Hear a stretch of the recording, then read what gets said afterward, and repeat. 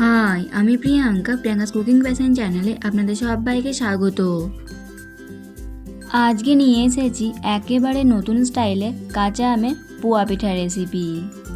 আপনারা তো পাকা আমের পোয়া পিঠা খেয়েছেন, তবে এইভাবে একবার কাঁচা আমের পোয়া পিঠা খেয়ে দেখবেন। এমন স্বাদ আগে কখনো ট্রাই করেননি। ভিডিওটা একেবারে শেষ পর্যন্ত দেখুন, কারণ আমি শেয়ার করব বিশেষ কিছু টিপস যা আপনার পিঠেকে করে তুলবে একদম পারফেক্ট। তাহলে চলুন দেরি না করে দেখে নিন আমার আজকের এই রেসিপিটি। আশা করি আপনাদের ভালো লাগবে। সবার প্রথমে এখানে আমি একটা মাঝারি সাইজের আম নিয়েছি। আমটা থেকে আমি ভালোভাবে ছালটাকে কেটে নিয়ে এইভাবে ছোটো ছোটো টুকরো করে কেটে নিয়েছি। আমি এখানে একটা আম নিয়েছি, আপনারা চাইলে আরও বেশিও আম নিতে পারেন। এবার আমি এখানে একটা মিক্সির জার নিয়েছি। মিক্সির জারের মধ্যে আমি দিয়ে দিচ্ছি আগে থেকে কেটে রাখা আমগুলোকে। এবার আমি এর মধ্যে দিয়ে দিচ্ছি হাফ গ্লাস মতো জল। খুব বেশি জল দেওয়ার দরকার নেই। এবার আমি সব কিছুকে ভালোভাবে পেস্ট করে নেব। সব কিছুকে আমি ভালোভাবে পেস্ট করে নিলাম। এভাবেই কিন্তু সব কিছুকে ভালোভাবে পেস্ট করে নিতে হবে, যাতে কোনো রকম কোনো দানা দানা অংশ না থাকে। এবার আমি এই মিশ্রণটাকে কড়াইয়ের মধ্যে ঢেলে দেব। মিশ্রণটাকে আমি গ্যাসের মধ্যে চাপিয়ে দিয়েছি। এবার আমি এর মধ্যে দিয়ে দিচ্ছি 1 কাপ চিনি। এবার আমি চিনিগুলোকে এই মিশ্রণটার সাথে ভালোভাবে মিশিয়ে নেব।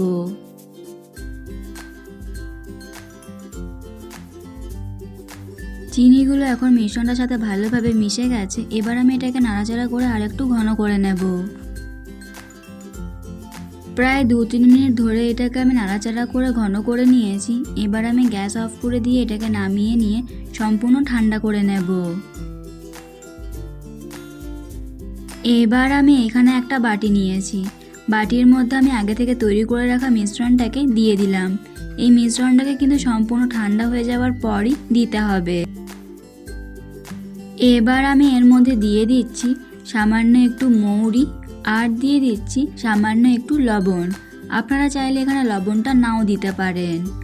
এবার আমি একটা হ্যান্ড উইক্স দিয়ে সব কিছুকে ভালোভাবে মিশিয়ে নেব। আপনারা চাইলে এখানে মৌরির পরিবর্তে জোয়ান বা কালো জিরো দিতে পারেন। সব কিছুকে আমি ভালোভাবে মিশিয়ে নিলাম। এবার আমি এর মধ্যে দিয়ে দিচ্ছি 1 কাপ সুজি।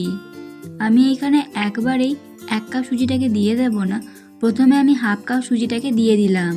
এবার আমি সব কিছুকে ভালোভাবে মিশিয়ে নেব।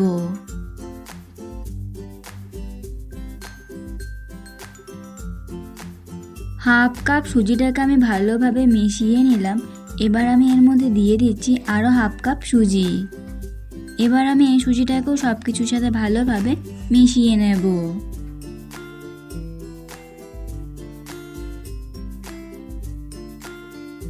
পাকা আমের পোয়া পিঠা তো সবাই খেয়েছেন, তবে এইভাবে একবার কাঁচা আমের পোয়া পিঠা বানিয়ে খেয়ে দেখবেন।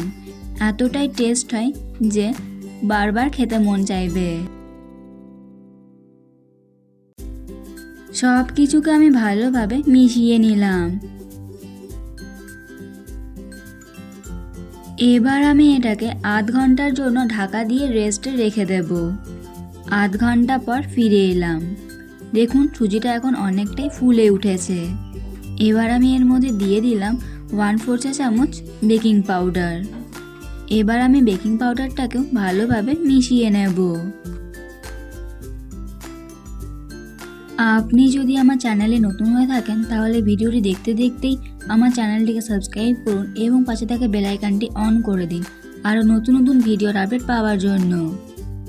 এইভাবে যদি কিছু সময় ধরে মিশ্রণটাকে একটু ফাটিয়ে নেওয়া হয় তাহলে কিন্তু পোয়া পিঠেগুলো খুব সুন্দর ফুলে উঠবে। আমি আপনাদেরকে দেখিয়ে দিচ্ছি কীরকম ঘনত্বের মিশ্রণটাকে তৈরি করে নিতে হবে। এবার আমি পোয়া পিঠাগুলোকে তৈরি করে নেব। তার জন্য কড়াইয়ের মধ্যে তেল গরম হতে বসিয়ে দিয়েছি। এবার আমি মিশ্রণটা থেকে 1 হাতা মিশ্রণ নিয়ে এইভাবে তেলের মধ্যে দিয়ে দিলাম। এই পোয়া পিঠাগুলোকে ভাজবার জন্য কিন্তু তেলটাকে খুব ভালোভাবে গরম করে নিতে হবে, তবেই কিন্তু পোয়া পিঠাগুলো এরকম ফুলবে।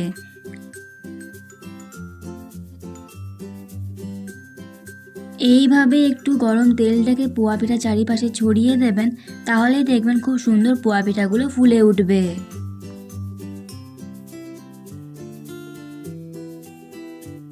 আপনারা দেখেই বুঝতে পারছেন পোয়া পিঠাটা কত সুন্দর বলের মতন ফুলে উঠেছে। এবার আমি এটাকে একটু পাল্টে দেব।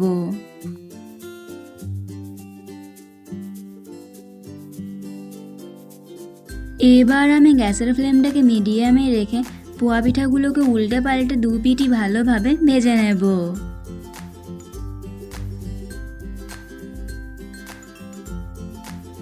এই পিঠেগুলোকে কিন্তু গ্যাসের ফ্লেমটাকে মিডিয়ামে রেখেই ভেজে নিতে হবে, নয়তো পিঠেগুলো বাইরে থেকে পুড়ে যাবে আর ভেতরটা কাঁচা রয়ে যাবে, খেতে ভালো লাগবে না।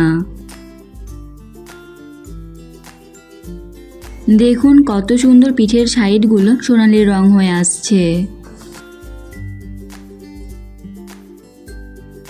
একটা পিঠে তৈরি হয়ে গেল। পোয়া পিঠাটাকে আমি উল্টো পাল্টা ভালোভাবে দু পিঠই ভেজে নিলাম। এবার আমি এটাকে ভালোভাবে তেল ছড়িয়ে তুলে নেব।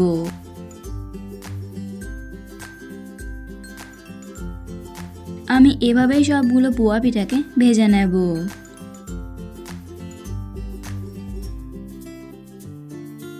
সবগুলো পোয়া পিঠাকে তৈরি করে নেওয়ার পর একটা প্লেটের মধ্যে সাজিয়ে নিয়েছি। আপনারা দেখেই বুঝতে পারছেন পোয়া পিঠাগুলো ঠিক কতটা সুন্দর হয়েছে। এই রেসিপিটি আপনাদের কেমন লাগলো অবশ্যই কমেন্ট করে জানাবেন। ভালো লেগে থাকলে লাইক এবং শেয়ার করবেন।